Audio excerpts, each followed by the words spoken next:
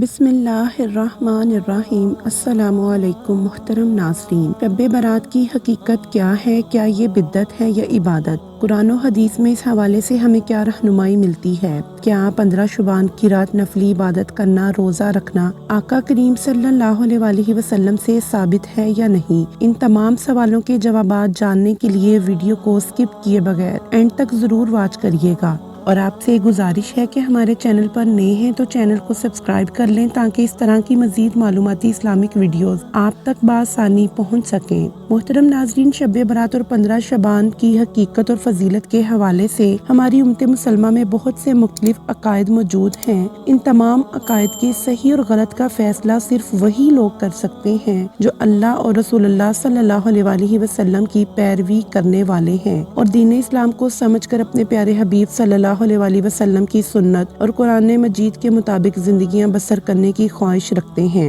اللہ تبارک و تعالیٰ نے اپنے پیارے حبیب صلی اللہ علیہ وسلم پر جو احکامات نازل فرمائے ہیں، آپ صلی اللہ علیہ وسلم نے وہ تمام کے تمام احکامات اپنی امت کو سکھا دیے ہیں۔ بعض لوگ شب برات کے حوالے سے یہ بات کہتے ہیں کہ یہ نفلی عبادت کرنا ہے تو یہ نیکی ہے، لہٰذا نیکی کرنے میں کیا حرج ہے؟ محترم ناظرین و سامعین، اصل نیکی تو صرف وہی ہے جس کا ذکر قرآن مجید اور حدیث مبارکہ میں ہوا ہے۔ اصل نیکی وہ ہے جو آقا کریم صلی اللہ علیہ وسلم نے اپنی امت کے لیے پیش کی ہے۔ جس کام کا بھی تذکرہ قرآن و حدیث میں موجود نہ ہو وہ نیکی نہیں بن سکتی، کیونکہ نیکی کا معیار اور پیمانہ صرف دو چیزیں ہیں، ایک کتاب اللہ یعنی قرآن پاک اور دوسرا سنت رسول صلی اللہ علیہ وسلم۔ آپ صلی اللہ علیہ وسلم نے ارشاد فرمایا، لوگوں میں تم میں دو چیزیں چھوڑ کر جا رہا ہوں، ایک قرآن اور دوسری میری سنت، جب تک ان دونوں چیزوں کو تھامے رکھو گے کبھی گمراہ نہیں ہوگے۔ اب ہمارا اگلا سوال یہ ہے کہ قرآن پاک میں کوئی دلیل یا ثبوت موجود ہے یا نہیں؟ قرآن و سنت کے علاوہ کسی بھی بات یا کام کو دین میں داخل کرنا بدعت کہلاتا ہے، خواہ وہ کام کتنا ہی اچھا کیوں نہ ہو۔ قرآن مجید کی 114 سورتیں ہیں اور ان میں کسی بھی سورت میں کسی بھی آیت میں شب برات کا ذکر نہیں ملتا۔ سورہ دخان کا حوالہ دیکھا جائے تو اللہ تبارک و تعالیٰ کا فرمان ہے، اِنَّا أَنزَلْنَاهُ فِي لَيْلَةٍ مُبَارَكَةٍ، ہم نے قرآن کو بابرکت رات میں اتارا۔ اس سورت کی اگلی آیت مبارکہ ہے، فِيهَا يُفْرَقُ كُلُّ أَمْرٍ حَكِيمٍ، اس رات میں قسمت کے فیصلے ہوتے ہیں، یعنی کہ شب قدر کی رات میں